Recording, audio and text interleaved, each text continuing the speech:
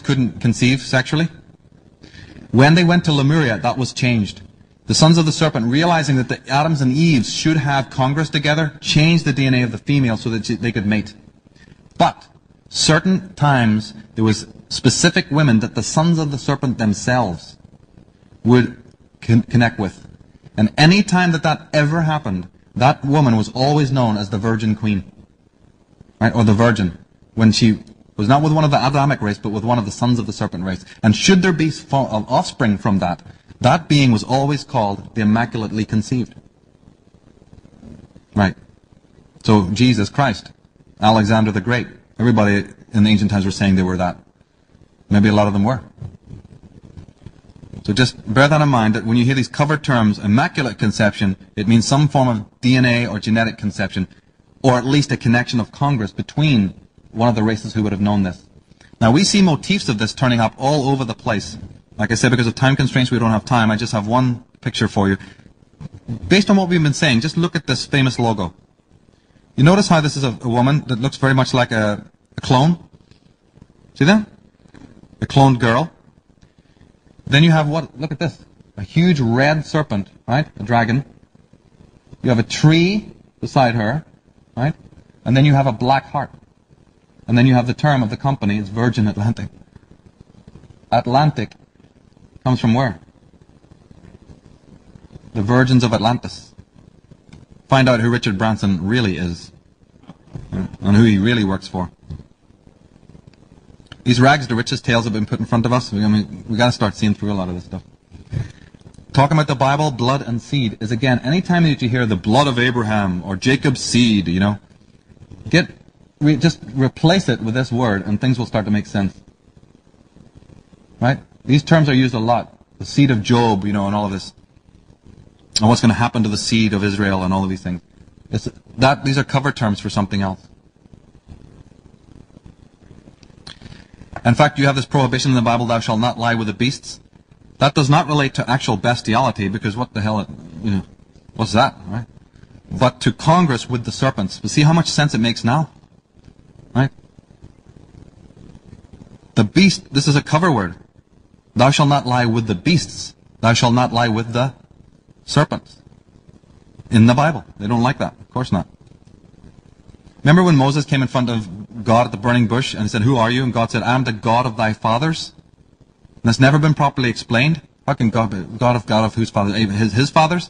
It's another meaning. Yes, God of your fathers, all right. The sons of the serpent were the fathers of the high earth cultures. But their so-called their fathers referred to here were the alien masters of Atlantis, later in situ in the Middle East. So when God Jehovah is relating to Moses saying, I'm the God of thy fathers, understand what he was talking about there.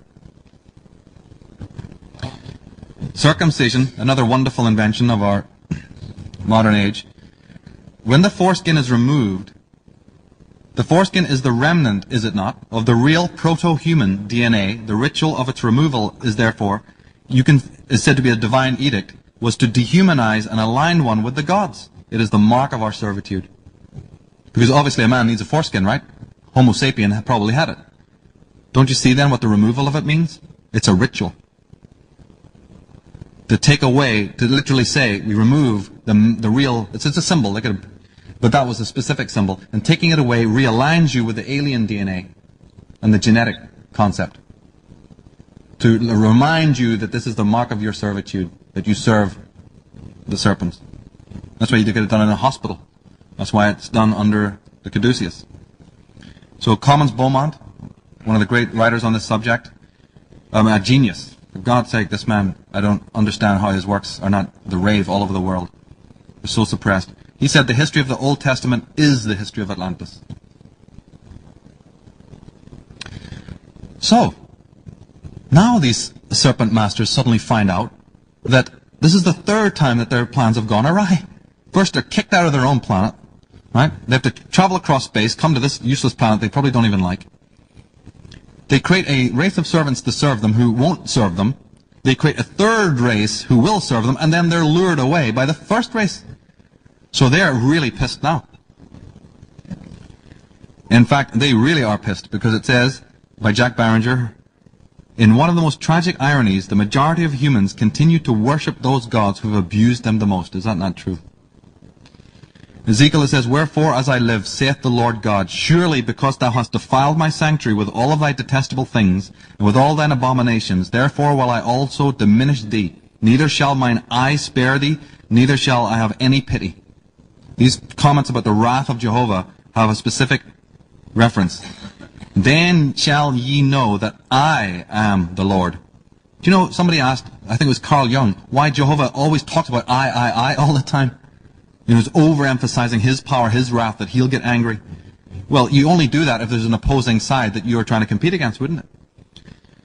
So he says, "I am the Lord, when," and you'll know this, he says, "when their slain men shall be among their idols, round and about their altars, upon every high hill, in all the tops of the mountains, and under every green tree, and under every thick oak, the place where they did offer sweet savor to all their idols, so will I stretch out my hand upon them, and make the land desolate, for they shall know that I am the Lord." Now you see now from what we're saying why something like this, the caption would be written? Because the alien masters now wanted the Adamic race to know who the real God was. And that it says here that they would even slay the bodies amongst their idols. Idols meaning, you know, that the idols will have to watch these people die. "So I will send upon you famine and evil beasts, and they shall bereave thee, and pestilence and blood shall pass through thee, and I will bring the sword upon thee. I, the Lord, have spoken it." It's all from the Bible. Job 14, "He shall flee from the iron weapon, and the bow shall strike him through." From Ovid, the poet who wrote Metamorphosis, "Giants attacked the very throne of heaven, Jove struck them down." In the Mahabharata, it was as if the elements had been unleashed. The sun spun round, scorched by the heat of the weapon. The world reeled in fever. Thousands of chariots were burned up. The corpses no longer looked like human beings. Because, ladies and gentlemen, what happened was they were very angry.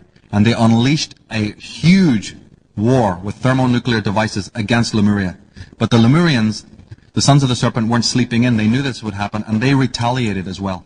And that was what we call the first war of the gods that took place on this planet around 12,000 years ago. And all of these terms come out are speaking about that. Look what they're saying there. Scorched by the heat of the weapon.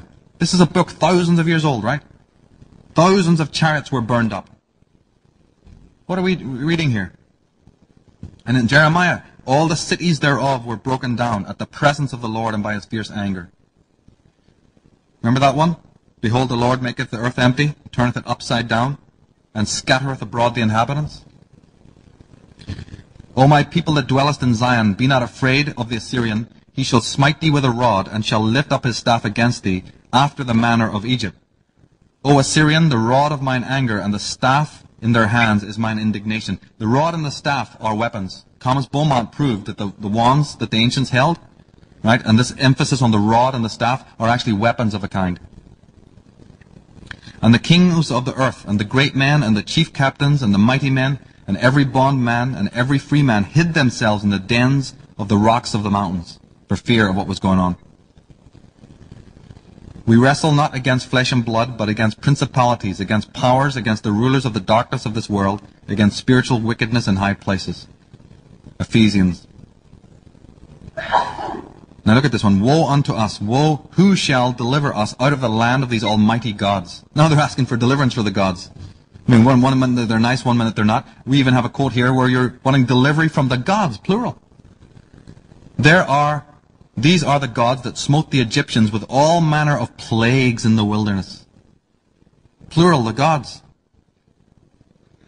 Different people writing, sure, maybe even different times, but they're relating to something that happened. The terminology talks about that. In the book of Job, Ignatius Donnelly, another one of your American masters on Atlantis, it sounds like a cry not of a man, but of a race. You see that? He got that. Remember I was telling you that?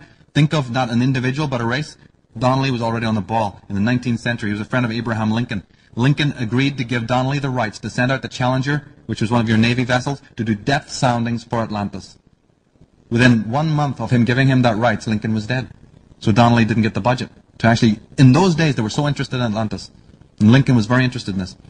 And gave him all the rights, and they said that whatever you want, all the depth charges will be sent, and we'll take readings from the earth, from the bottom of the Atlantic. But Lincoln was assassinated, and Donnelly's plan